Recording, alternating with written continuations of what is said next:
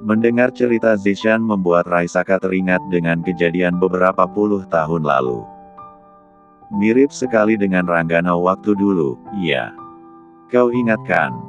Zishan mengangguk mengiyakan. Waktu dia dijebak oleh komandannya kan? Bedanya Ranggana bisa lolos, sementara Praha tidak bisa. Jadi, Praha akan menikah dalam waktu dekat ini. Iya, Kak. Gadis yang akan dinikahi Praha buta. Dek. Buta. Zishan kembali mengangguk, sembari menyesap secangkir kopi yang masih terasa kepulan asapnya. Memikirkan hidup anaknya membuat Zishan sedikit pening. Apalagi, ini bukan pernikahan yang diharapkan oleh Praha anak lelakinya. Kamu bisa melihat sendiri nanti gadis yang akan dinikahi Praha ketika pernikahan mereka terlaksana. Sepertinya dia gadis yang baik, tapi sangat kontras dengan keluarganya yang manipulatif, kata Zishan teringat kejadian beberapa waktu lalu. Keluarganya memerasmu? Tanya Raisaka to the point. Seperti yang aku katakan tadi. Keluarganya sangat manipulatif. Berbahaya. Sahut Zishan. Zishan menatap lurus Raisaka. Kau tahu kan kalau Praha masih menunggu Nala? Aku tahu. Aku takut Praha tidak bisa memegang amanahnya pada istrinya, Kak. Diterlalu mengharapkan Nala, tapi, kalimat Zishan terjeda. Ia sungkan untuk melanjutkan. Santai, Z. Aku sudah berdamai dengan keadaan. Meski sangat sulit untuk melakukan ini. Sementara di dapur, Milda sedang berbincang dengan Belva istri Raisaka. Sebentar lagi punya menantu kamu, Mbak, kata Belva dengan wajah sumringah.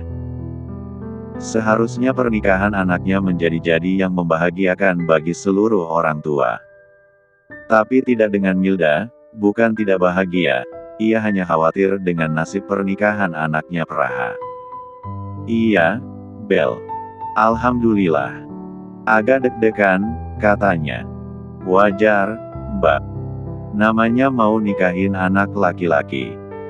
Belva menelisik raut wajah Milda.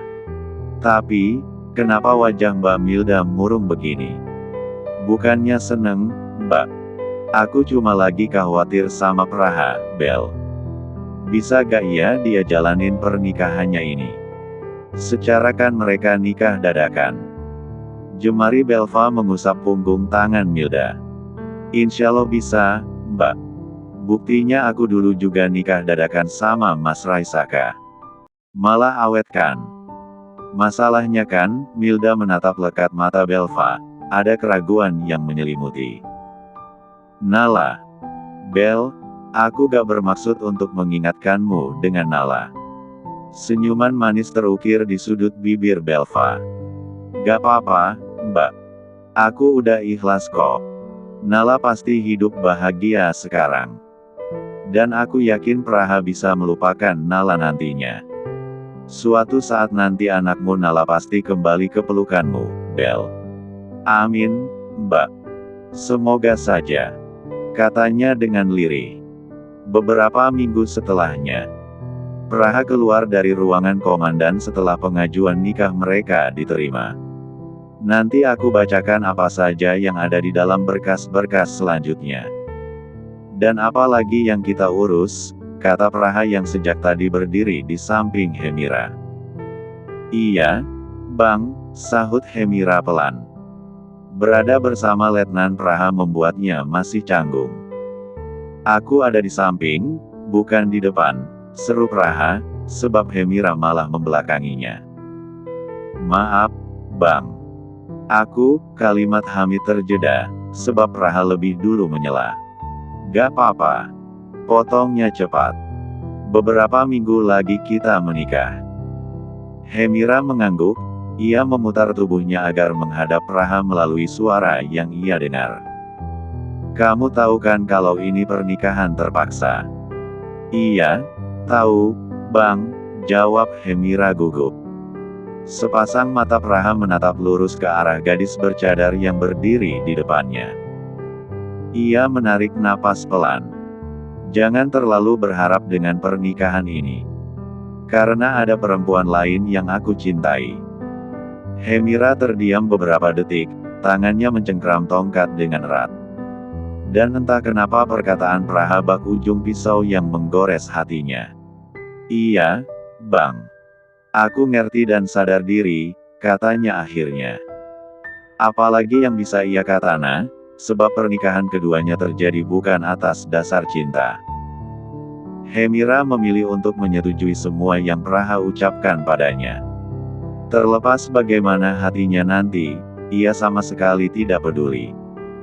Ada perempuan yang aku tunggu sejak dulu dan karena pernikahan ini membuatku merasa mengkhianatinya. Dia perempuan yang aku cintai, kata Praha. Kalau di ujung waktu nanti aku tidak bisa mencintai kamu dalam pernikahan ini, aku harap kamu paham apa alasannya.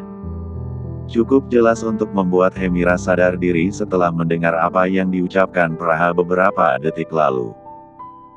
Ia cukup menjalani saja sebagai seorang istri, bukan sebagai wanita yang akan dicintai suami. Bukan bermaksud untuk melukai, tapi lebih baik aku jujur sejak awal. Daripada berpura-pura di dalam pernikahan, tapi ternyata hanya palsu yang mendera rumah tangga kita nanti. Dengan begini kita cukup menjalani saja. Praha menatap lurus ke arah Hemira yang sejak tadi hanya mengangguk setuju. Satu lagi, Ra. Apa itu, Bang? Tanya Hemira penasaran. Katakan saja, Bang. Insya Allah semua kejujuran di awal ini akan aku terima dengan ikhlas. Helaan napas panjang meluncur dari bibir Praha. Aku gak akan nyentuh kamu dan kamu gak perlu memberikan itu. Aku rasa kamu paham apa yang aku maksud ini, Ra.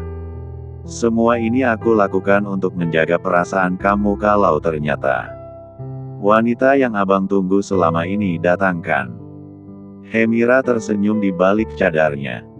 Kalau wanita itu datang, aku gak akan menghalangi kisah kalian berdua. Kini, malah Praha yang tercenung dengan kalimat Hemira.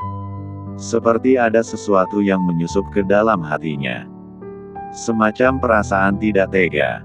Tapi, aku boleh minta satu hal, Bang. Apa? Jangan usir aku dari rumah kalau nanti wanita yang abang cintai datang, biarkan aku tetap di sana. Terserah kalau abang mau jadikan aku pembantu setelahnya. Ada perasaan tidak tahan saat Praha mendengar Hemira mengucapkan itu.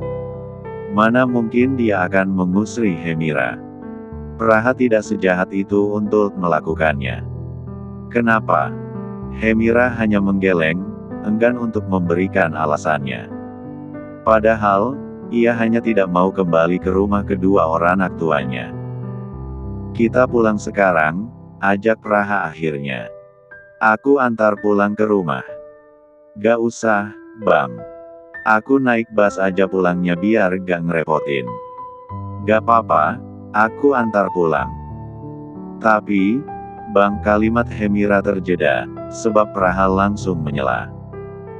Ini udah sore dan gak mungkin ada bus lewat di depan batalion. Jadi, biar aku antar, desak Praha. Akhirnya, karena desakan dari Praha, mau tidak mau Hemira mengiyakan. Sejujurnya ia masih canggung jika berhadapan dengan Praha. Pra. Panggilan dari Prama membuat Praha dan Hemira menoleh bersamaan. Mau nganterin Hemira pulang? Iya. Tanya Parama dan langsung diangguki oleh Praha. Prama menoleh dan menatap lurus Hemira. Ada rasa kasihan saat melihat keadaan Hemira yang buta. Balik cepat, Pra. Iya. Izin bentar, sahut Praha. Prama mengangguk, membiarkan Praha dan Hemira berjalan menuju motor yang terparkir di halaman belakang batalion.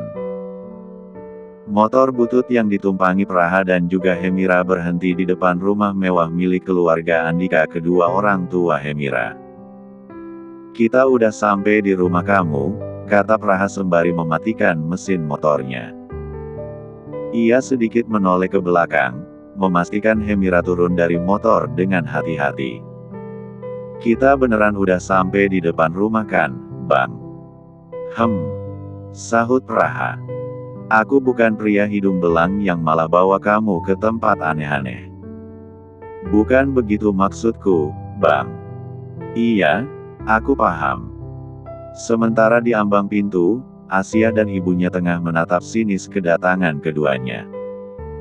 "Kayak Mbak Hemira emang cocoknya sama letnan miskin, Ma. Lihat aja motor bututnya yang jelek itu.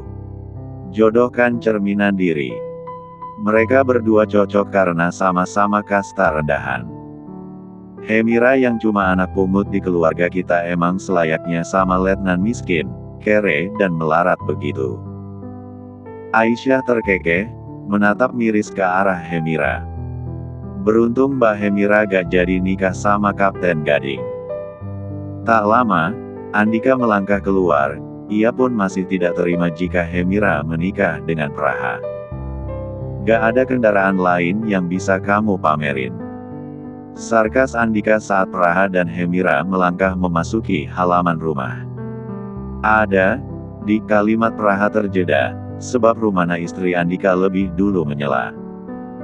"Gak mungkin adalah, Pak. Calon Hemira ini kan melarat. Pasti cuma ini kendaraan yang digunakan Letnan Kere ini untuk mengantar Hemira," sahut Rumana dengan tatapan meremehkan. Meski kata-kata Rumana terdengar merendahkan, Praha sama sekali tidak terpancing, apalagi melawan. Ia lebih memilih diam sembari mengulas senyum. "Mau dikasih makan apa anakku nanti nikah sama letnan begini? Begini kok mau ngasih mahar miliaran? Selama berminggu-minggu kalian berdua cuma naik Supra," hina Andika.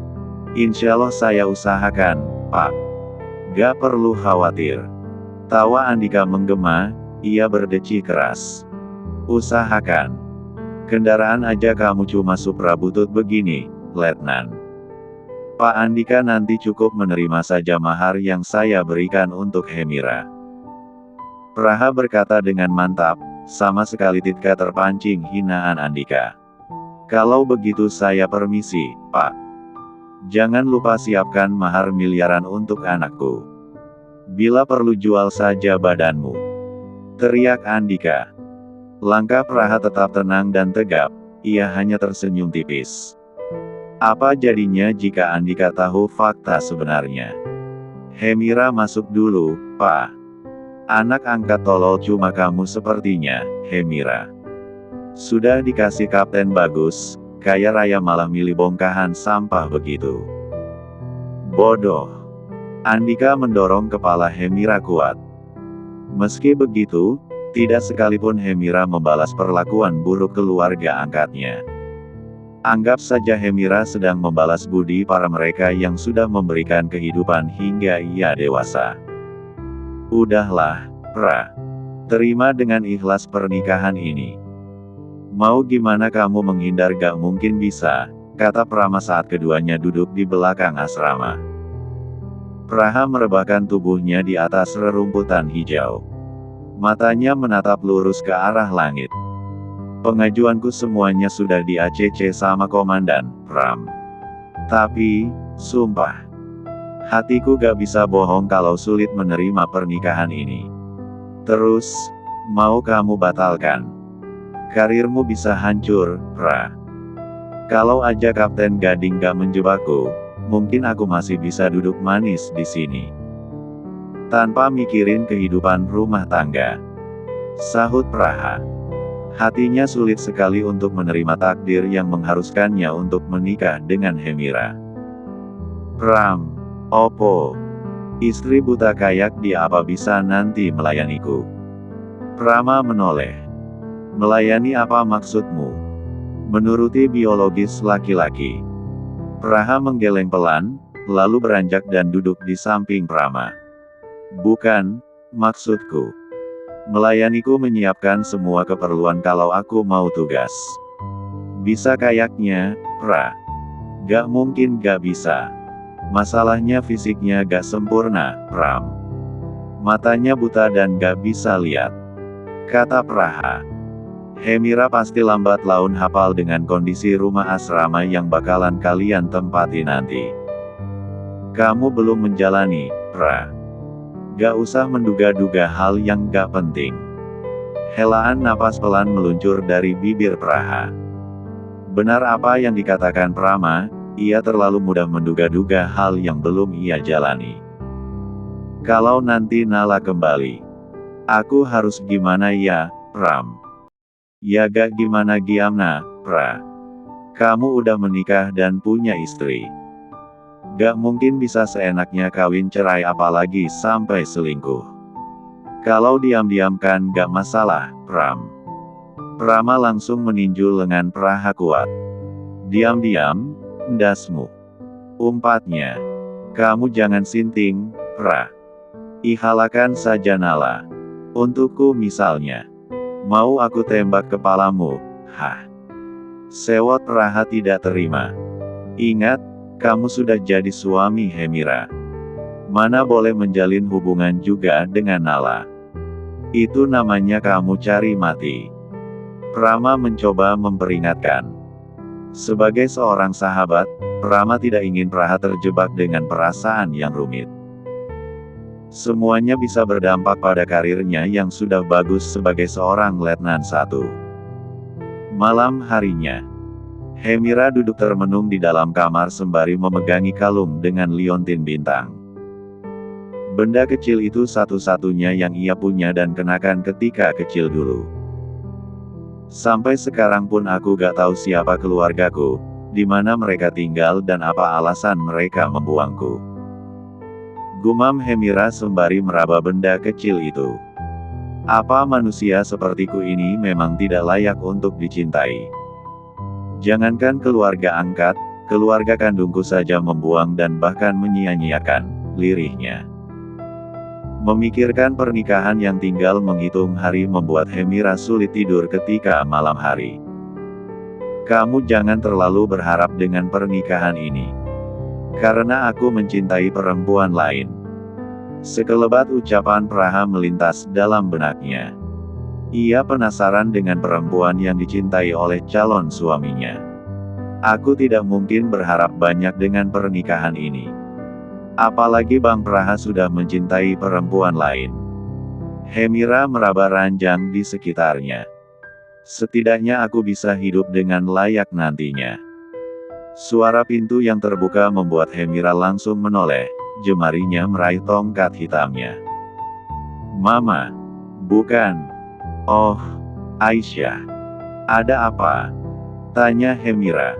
Kamu butuh sesuatu, Syah? Langkah besar Aisyah terdengar semakin mendekat.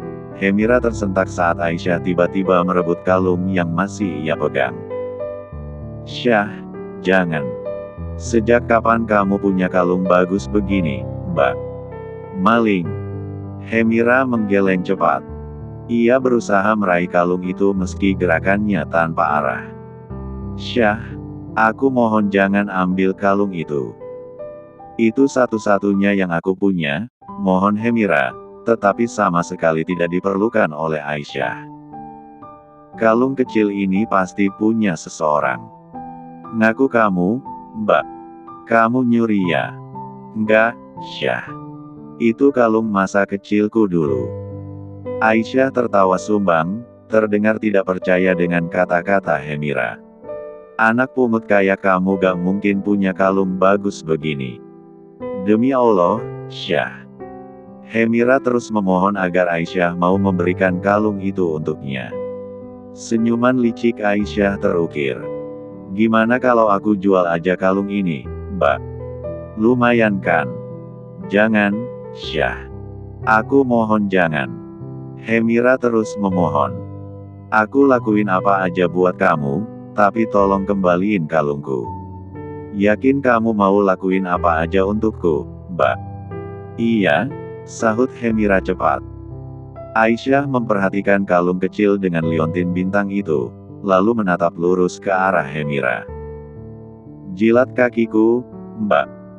Hemira tersentak, ia tidak menyangka jika Aisyah akan meminta hal semacam ini. Ayo. Tapi, Syah. Oh, jadi kamu gak mau, Mbak? Gak masalah sih. Aku bisa buang kalung kamu ini. Ancam Aisyah. Jangan, Syah. Ya udah. Cepetan jilat kakiku. Teriak Aisyah lantang. Lama banget. Sentaknya lagi. Hemira berjongkok, lalu meraba kaki Aisyah. Bukannya menjilat kaki Aisyah, gadis bercadar ini malah menarik kuat kaki adik angkatnya hingga terjungkal keluar kamar. Kalungku. Kesempatan itu digunakan Hemira untuk mengambil kalungnya dengan cara meraba-raba. Bah, kurang ajar kamu. Teriak Aisyah kesakitan. Sebelum Aisyah bangkit dari jatuhnya, Hemira lebih dulu berdiri dan masuk ke dalam kamar. Bah, awas kamu. Aku buat perhitungan kamu nanti. Teriak Aisyah dari balik pintu. Beberapa hari setelahnya, persiapan pernikahan Praha dan Hemira resmi dilaksanakan. Para tamu undangan berdatangan untuk menyaksikan. Begitu pula dengan rekan satu angkatan Praha di kesatuan. Menikah jalur merebut juga akhirnya kamu, Pra. Kapten Gading tidak henti-hentinya mengejek ke arah Praha. Lain kali kalian belajar denegan Praha caranya merebut kekasih atasan. Sindir Kapten Gading. Beberapa junior menahan tawa mendengar ejekan Kapten Gading. Sementara Praha hanya tersenyum tipis. Setidaknya ia tidak ada keinginan untuk menghajar mulut Kapten Gading. Aku gak ada waktu untuk meladeni sindirianmu, Bang. Terserah kamu mau ngomong apa. Sahut Praha dengan santainya. Di dalam rumah pun tampak ramai keluarga Zeshan dan rekan-rekannya. Pengantin Praha yang mana, Mbak? Tanya Belva saat baru saja sampai di sana. Ada di kamar, Dek. Nanti kalau mau akad baru keluar. Penasaran aku sama wajahnya. Sahut Belva. Ngomong-ngomong keluarganya yang mana, Mbak? Milda menunjuk ke arah selatan, di mana Andika dan juga keluarganya sedang sibuk bersiap. Aku dengar dari Mas Saka kalau mereka minta mahar miliaran, Mbak. Anggukan cepat Milda lakukan sebagai jawaban. Ya sebenarnya gak masalah mau minta mahar berapa aja. Tapi caranya minta itu yang terkesan angkuh. Kalau aku yang ada di sana, sudah aku cakar-cakar keluarganya, Mbak. Enak aja harga diri kita diinjak-injak. Sahut Belva tidak terima. Tawa Milda menggema, ia memukul pelan lengan Belva. Kamu emang gak pernah berubah ya, Bel? Selalu barbar. Sementara Andika cukup tercengang melihat kedatangan keluarga besar Zeshan. Mobil-mobil mewah yang mereka gunakan membuat Andika melongo. Pak, gak mungkin kan Letan melarat itu keluarganya kaya begini? Tanya Sumala. Andika pun masih kaget dengan apa yang dilihatnya.